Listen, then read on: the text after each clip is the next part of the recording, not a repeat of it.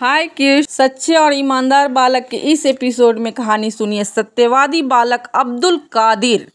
तो चलिए कादिर की कहानी सुनते हैं। ईरान देश में जिलान नामक स्थान में सैयद अब्दुल कादिर का जन्म हुआ था। उनके पिता का बचपन में ही देहांत हो गया था। माता ने ही उनका पालन पोषण किया था। बालक अब्दुल कादिर में बचपन से विद्या का प्रेम था। उन दिनों जिलान के आसपास उच्च शिक्षा का कोई प्रबंध नहीं था। गांव की पढ़ाई समाप्त होने पर अब्दुल कादिर ने बगदाद जाने का विचार किया। बगदाद ही उच्च शिक्षा का केंद्र था।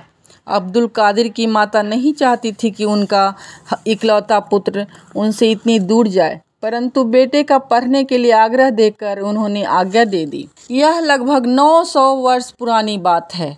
उस समय न मोटरें थी और न रेलें।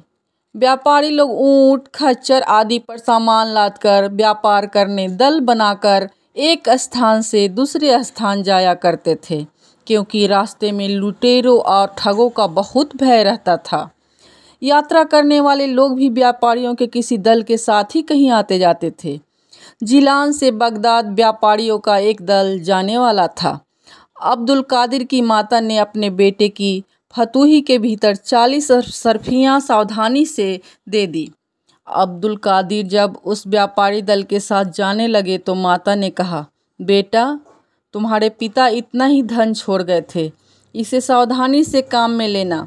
मेरी एक बात कभी मत भूलना कि चाहे जितना भी बड़ा संकट तुम पर आए, परंतु झूठ कभी मत बोलना। भगवान की कृपा पर विश्वास रखना।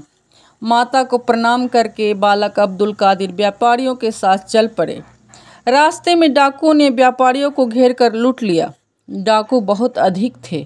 सुनसान जंगल में अचानक आक्रमण किया, इसलिए बेचारे व्यापारी कुछ भी नहीं कर सके। डाकुओं ने व्यापारियों को बहुत पीटा भी, लेकिन बालक अब्दुल कादिर के कपड़े ऐसे फटे पुराने थे कि डाकुओं ने समझा इस लड़के के पास कुछ नहीं होगा। जब डाकू व्यापारियों को लूटकर जाने लगे तो एक डाकू ने इन्हीं अब्दुल कादिर से पूछा, लड़के, तेरे पास भी कुछ है? अब्दुल कादिर को अपनी माता की बात याद आ गई। वे बिना हिचके बोले, हाँ, मेरे पास 40 असरफियाँ हैं। डाकुओं ने समझा कि लड़का हंसी कर रहा है। उन्होंने डांटा, किंतु जब अब्दुल कादिर ने फतूही उतार कर उनको दिखाई और उसमें से असरफियाँ निकाली तो डाकुओं को बड़ा आश्चर्य हुआ। उनके सरदार ने पूछा, लड़के, तू जानता है कि हम तेरी असरफियाँ छीन लेंगे, फिर तूने हमको इनका पता क्यों बताया?